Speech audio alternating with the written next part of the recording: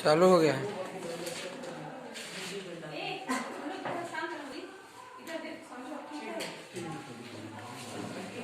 समझाइए मैम।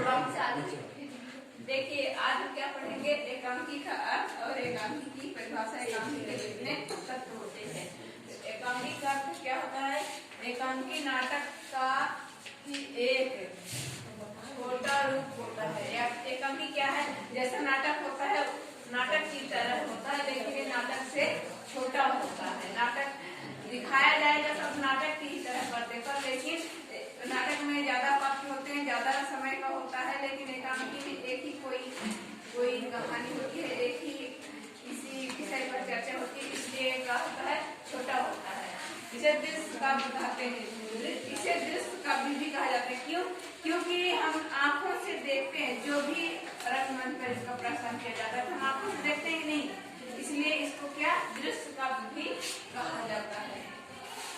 एकांकी में जीवन का एक खंड दृश्य अंकित किया जाता है, यानी जो हमारे जीवन का जो है कितना खंड इसमें रहता है, कोई एक ही खंड का, कोई एक ही अंग का इसमें चित्रण करते हैं, उसका विशेषता बताते हैं, उसके बारे में बताते हैं। जैसे जो हमारा अंग है तो या हाथ या पैर का या फिर उनके विचार का, किसी एक ही विचार का इसमें बताएंगे।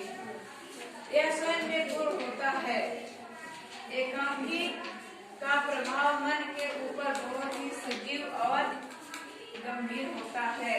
तो यानी स्वयं अपने आप में ही पूर्ण होता है। यानी एकांकी जो है छोटी होती है, लेकिन इसका मिनट में पूरा हो जाता है। और एकांकी का प्रभाव मन के ऊपर बहुत ही सजीव और गंभीर होता है। जो एकांकी होता है, एकांकी को सुनने देखने से जो उसका प्रभाव हमारे जीवन में पड़ता है, उसका बहुत गंभीर, यानी उसका असर हमारे जीवन में पड़ता है, उसके अनुसार हम पालन करते हैं, कुछ भी कार्य करने की कोशिश करते हैं। जो जैसे नाटक होता है, तो नाटक जो बड़ा होता है तो उसका क्या होता है, आधा देख करके ही भूल जाता है, आधा कुछ याद रहता है, आधा भूल जाता है। लेकिन एकांकी छोटा है तो उसका हमें याद भी आता है, उसके अनुसार हम करने की कोशिश भी करते हैं। एकांकी एक ही उद्देश्य को व्यक्त करता है। कितने उद्देश्य को व्यक्त करता है? एक ही अंक को उद्देश्य को व्यक्त करता है। इसका एक भाव और विचार होता है, यानी इसका एक ही भाव और विचार से चलता है। इस भाव को एकांकी दर्शकों तक पहुंचाता है। तो ये जो भाव है, जो देखने वाले एकांकी हैं, उनके मन में इसको बैठाता है, पहुंचाता है। तो अब इसमें से क्या कितने बने? 2-3 क्वेश्चन बनेंगे। एकांकी कितने अंक का होता है? कितने अंक का होता है? एक अंक। एकांकी एक अंक का होता है। और इसमें इसे कौन सा काव्य कहा जाता है? दृश्य काव्य भी कहा जाता है।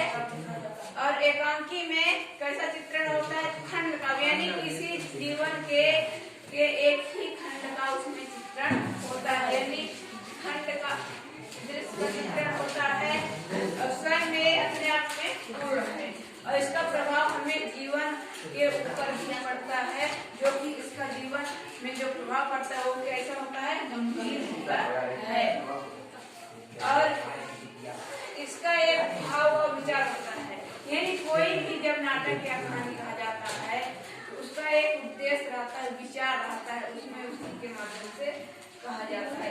इसलिए इस भाव को एकांकी दर्शकों तक पहुंचा, और यही भाव उद्देश्य लोगों को, दर्शक जो होते हैं देखने तक पहुंचाता है।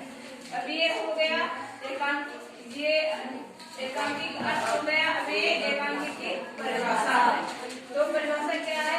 एक अंक वाले नाटक को एकांकी कहते हैं। यानी नाटक का ही छोटा रूप है। नाटक में अनेक अंक होते हैं, एकांकी में एक ही अंक होता है।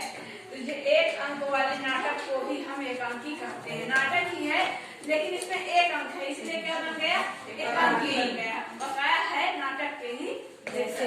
इस प्रकार से एकांकी का अर्थ और एकांकी की परिभाषा है। ठीक है, देखो अब हम क्या पढ़ेंगे इसमें। अब एकांकी नाटक, निबंध, कहानी, उपन्यास सभी के तत्व निम्नलिखित, यानी इन सभी के तत्व एक ही होते हैं। किसी का भी पूछ दे, एक ही है। इसका सूत्र याद करने के लिए कपास देख भाव। अब ये सूत्र से हम इसमें पूरे तत्वों को बनाएंगे। कस हो जाएगा कथानक या कथा वस्तु, यानी जिस विषय के बारे में कहा जा रहा है उसकी विषय क्या है, उसका कथा क्या है, कहाँ कितना बड़ा कथा है, उसका एक विषय वस्तु क्या दिया गया है, इसमें इसका विवरण किया जाता है। किस प्रकार का उसका विषय समाज से, देश से, कहाँ से है, कथा एक कथानक। दूसरा है पात्र। पात्र में पात्र एवं चरित्र चित्रण, यानी उस एकांकी नाटक कहानी में कितने पात्र हैं एवं उनका चरित्र चित्रण कैसा है, उनके बारे में विवरण किया जाता है। फिर है से क्या बनेगा, संवाद या कथोपकथन। संवाद उस एकांकी नाटक कहानी में जो हम बोलते हैं, जो अपना विचार प्रकट करते हैं, जिससे संप्रेषण करते हैं, उसका संवाद कैसा है, छोटा है, बड़ा है, कैसा है, कितना बड़ा, इसमें इसका वर्णन किया जाता है। फिर देश बनेगा, देश का या वातावरण, किस देश का है, किस समय का है, किस वातावरण का, किस मौसम का है। देश का यानी किस देश का है, काल यानी समय, किस देश का, किस समय का, और कौन सा वातावरण चल रहा है, ठंडी गर्मी बरसात, ये उसमें वर्णन करते हैं।